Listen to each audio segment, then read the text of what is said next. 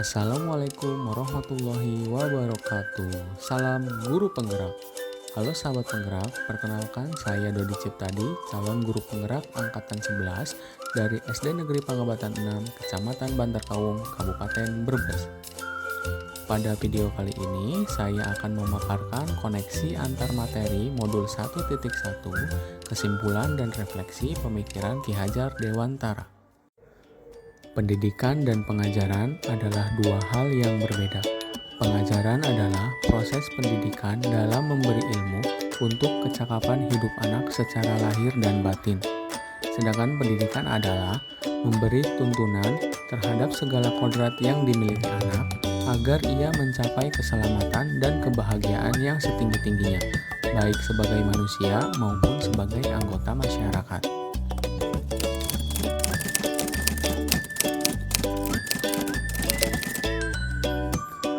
Sebelum mempelajari modul 1.1 tentang pemikiran Ki Hajar Dewantara, pembelajaran yang saya lakukan hanya sebatas mentransfer materi pelajaran saja kepada murid.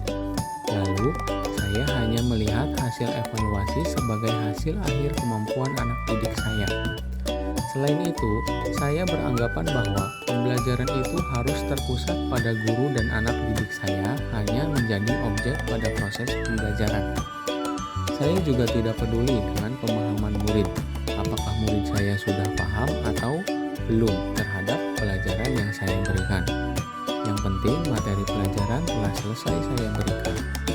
Sebelumnya, saya juga beranggapan keberhasilan pembelajaran anak didik saya adalah dilihat dari pencapaian KKM mereka, sehingga saya sering merasa tidak senang ketika ada murid saya yang tidak tuntas KKM.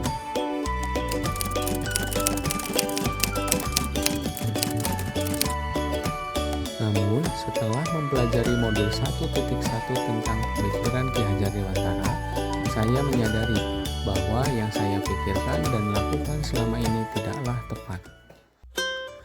Seharusnya saya melakukan pembelajaran secara menyeluruh, bukan hanya dari aspek kognitifnya saja, tetapi juga seharusnya dari aspek psikomotor, sosial, afektif, spiritual, dan aspek budaya.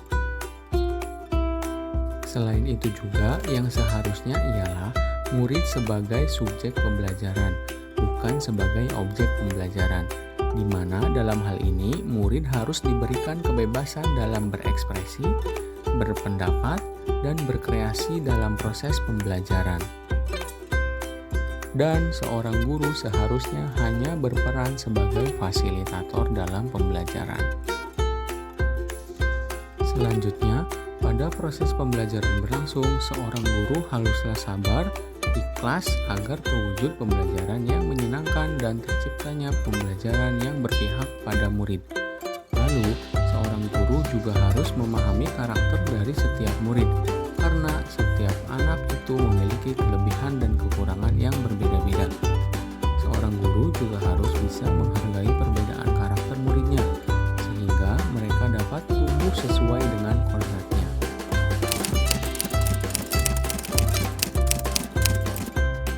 Yang dapat segera saya terapkan pada pembelajaran di kelas terhadap anak didik saya antara lain yaitu merancang pembelajaran yang interaktif dan menyenangkan dengan menjadikan peserta didik sebagai subjek pembelajaran atau pembelajaran yang berpusat pada murid.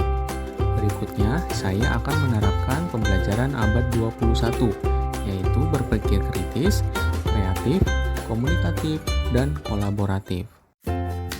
Dengan memegang teguh pada konsep pembelajaran yang memerdekakan anak, pembelajaran tidak lagi menuntut, melainkan menuntun, karena tugas guru ialah memberikan arahan yang baik kepada murid, sehingga pembelajaran yang berpihak pada murid dapat tercipta dengan baik.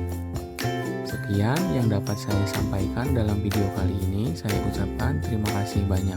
Wassalamualaikum warahmatullahi wabarakatuh.